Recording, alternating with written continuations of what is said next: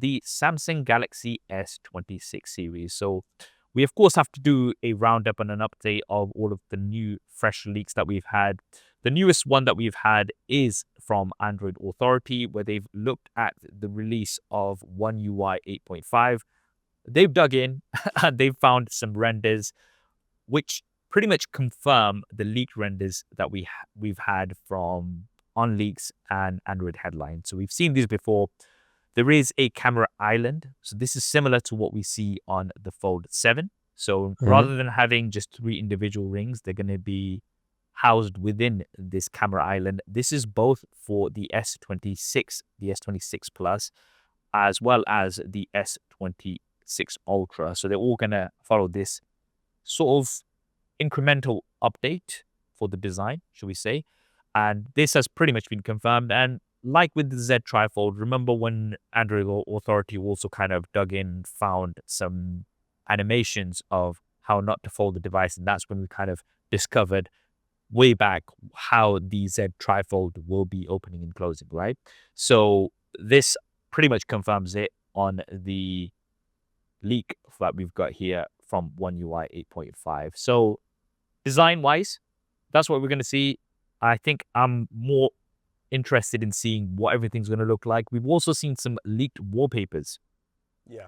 Now, these leaked wallpapers come from ex-user, Twitter user, Reckless1 is how I'm going to say it, but it's got a lot of numbers in there, the username. So we see the official wallpapers. There's one that's kind of like a grayish one. I think that's going to be maybe for the black version. There's one that's got a bit of an orange hue to it, so that's probably going to be for an orange version. And then we've got something that's kind of like a purpley sort of, tone, like a light shade of purple. So maybe those are the colors. We're seeing some leaks of some colors. We've also seen a render from Ice Universe, which is kind of like a mint green. So this is for the S26 Ultra. Maybe this is going to be one of the exclusive colors that we're going to be getting from Samsung. So when it comes to the design, we pretty much know exactly what the S26 series is going to look like. Slightly incremental, nothing crazy or different, but we've got this new camera island. What do you think of it? So the first thing I want to talk about is the wallpaper. So that kind of like pinkish orangey one has me hopeful, because usually the wallpapers really mirror the device color. That doesn't look like the orange iPhone. Okay, it actually looks closer to my shirt here, or my sweater here. Which, if that's the case, if it's close to that, maybe we will get a lot of like ragging on Samsung when it launches. Well, we got a lot of hate as well, because apparently previous Samsung devices, they did have a limited edition orange version, which you could get from Samsung.com, right? So previous Samsung Galaxy S devices. I think people kind of misunderstood the angle we were coming from, because we were talking about a vibrant orange, like this cosmic orange that we've got on the iPhone, right? That's kind of what we were referring to, which the leaked renders kind of look like. And we were saying, if that is the case, this is definitely grabbing some inspiration. We're not saying that Samsung hasn't created an orange phone before, but we're mostly kind of talking about those bold colors. Yeah, exactly. So I think that's a good sign. The camera island, the design and look, I mean, to me, they all look the same, because they just are similar, you know? I mean, whether it's a rounded edge, a squared edge, or softly rounded, we'll see when that happens. I always find that interesting when people, like, I watch some people's videos and they're like, they really talk about the edges. I'm like, guy, I don't care. Can you hold the phone and just use this thing? But I get it. People are enamored, are very concerned about things like that. So design-wise, it's what we expect, where it's a progression. Maybe the S27 will have that big change and might change again. But that being said, though, I think it looks fine, and hopefully it matches. But I always find it interesting that this is not even a leak. I wouldn't even qualify as a leak as a render, because remember, it was in the code that was released, or basically that people have access to. So Samsung, if you want us to see it, don't put it in there, right? Till later. Or something. People will find it. If it's there to be found, people will find it. Exactly. Another rumor that we've also seen is that there is a faster charger, that Samsung's going to be releasing a faster wireless charger, which is going to support 25 watts of wireless charging. That would match the rumors that the S26 series, or at least the S26 Plus and the S26 Ultra, will have faster wireless charging, because Samsung has had 15 watts of wireless charging for the longest time, right? Competitors have Yeah. gone all the way to crazy numbers, whereas Samsung's kind of maintained 15 watts. It looks like the S26 series will be supporting up to 25 watts of wireless charging.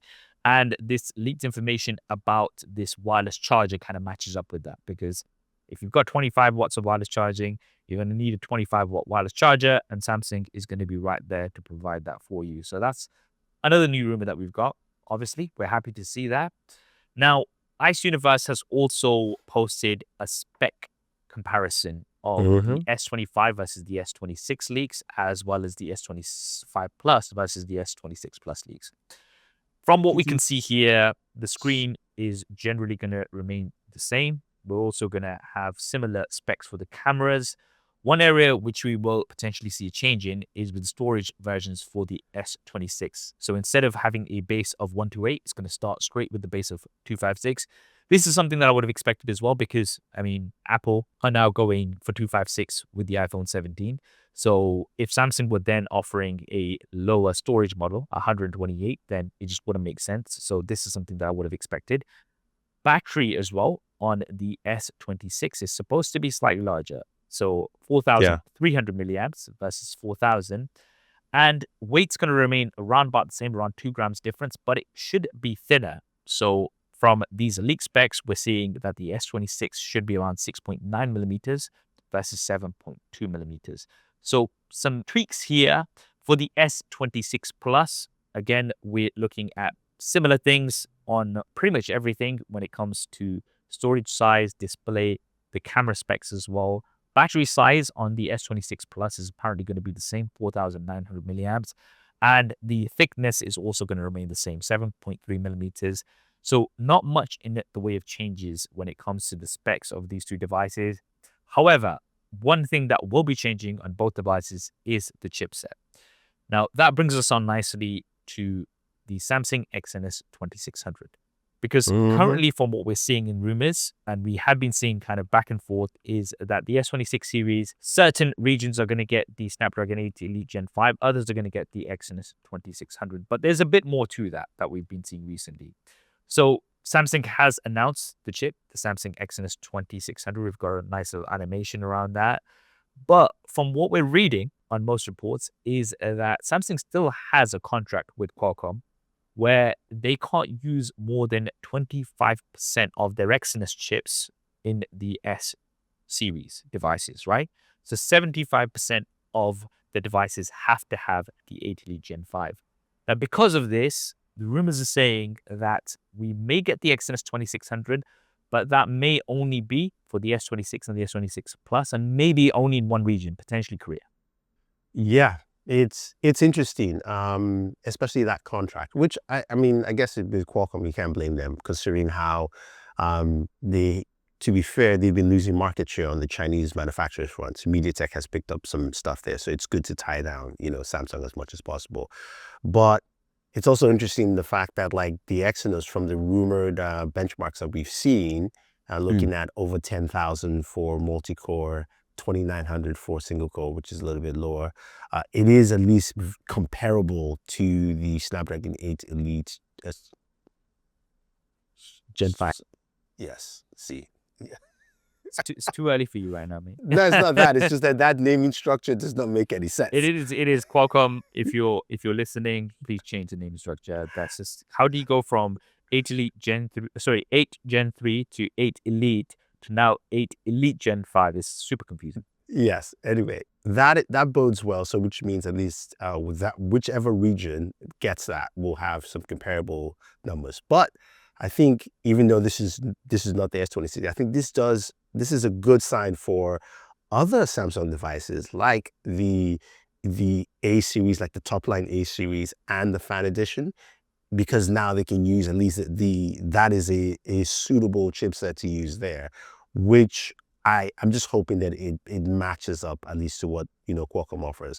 Then we can see better stuff on the low end side of things. But to me, it makes sense. It makes sense that it's going to be limited to specific regions, and it might, it might just be one country, could be Korea, and that will make sense again too, just because, we've talked about it in the US and the UK when you used to get the Exynos.